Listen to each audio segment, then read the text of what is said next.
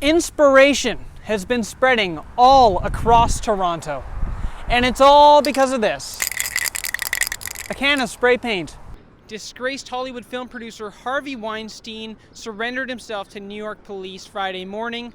He left arrested and arraigned. He faces a first and third degree rape charge and another charge for committing a criminal sex act.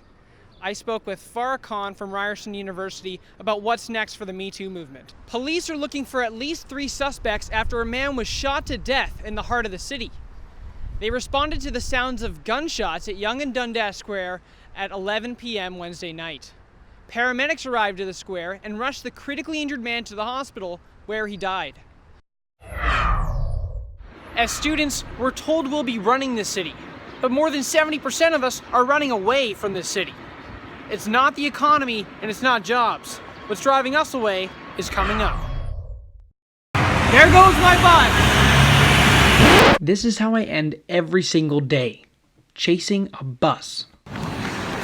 I'm running for dear life! Woo! This is how I start every day, chasing a bus to get to work. I'm an intern right here at City News, and I loved every second of it. It's gone by so quickly. But the slowest and most frustrating part of my day starts right here. And here. And here. And that's not our only issue. With my GO bus from Pickering, plus the RT, plus the subway, I just can't afford transit in the city. And I'm not the only one. 70% of students are willing to walk if Toronto doesn't change. There goes my bus!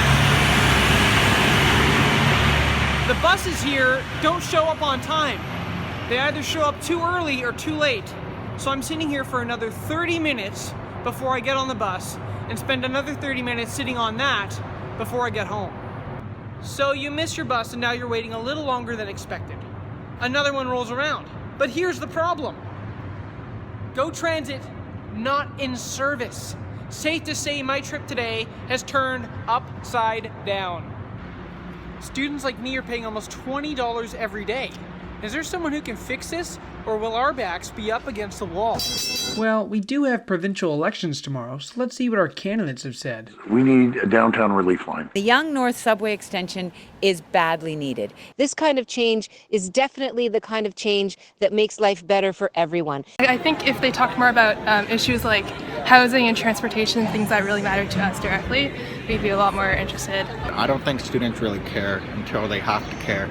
It's usually just words with politics, to be honest. They tell me not to vote for people, but I don't really know why to vote for someone.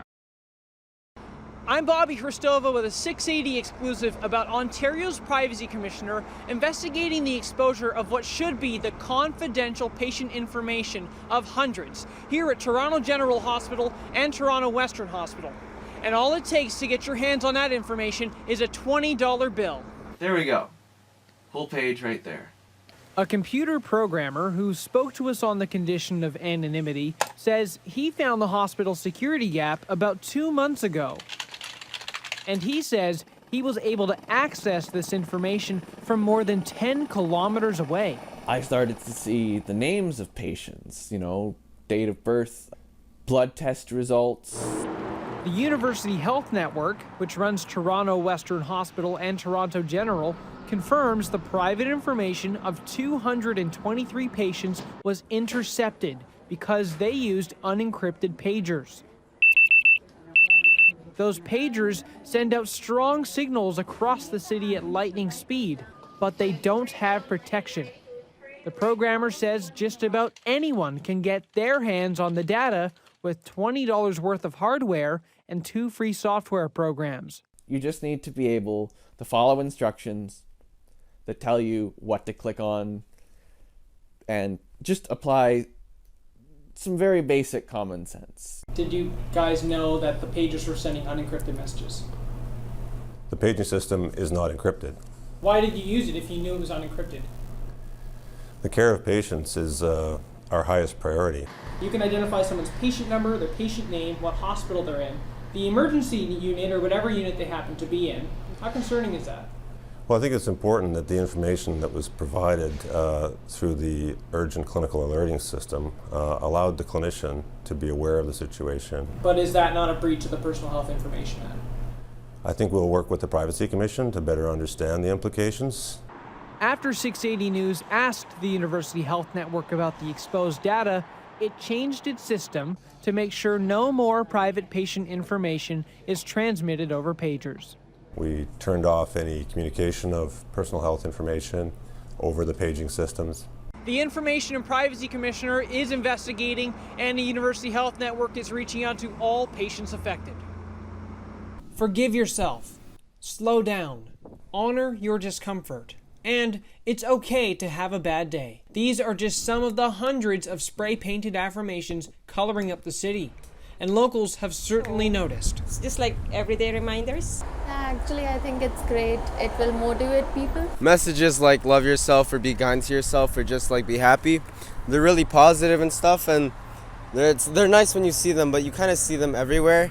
I guess it'd be better if everybody actually believed that. While the messages are fairly clear, who's behind them has been a bit of a mystery until now.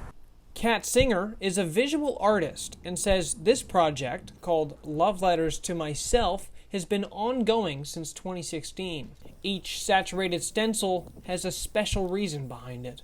I felt like I needed to hear all of those things, and maybe some other people need to hear it too, but healing starts with yourself. Change starts with yourself. You can't expect everyone else to heal or change if you don't do the work yourself. I'm hoping that people who are putting things on sidewalks are thinking about whether the messages are helpful or life-affirming.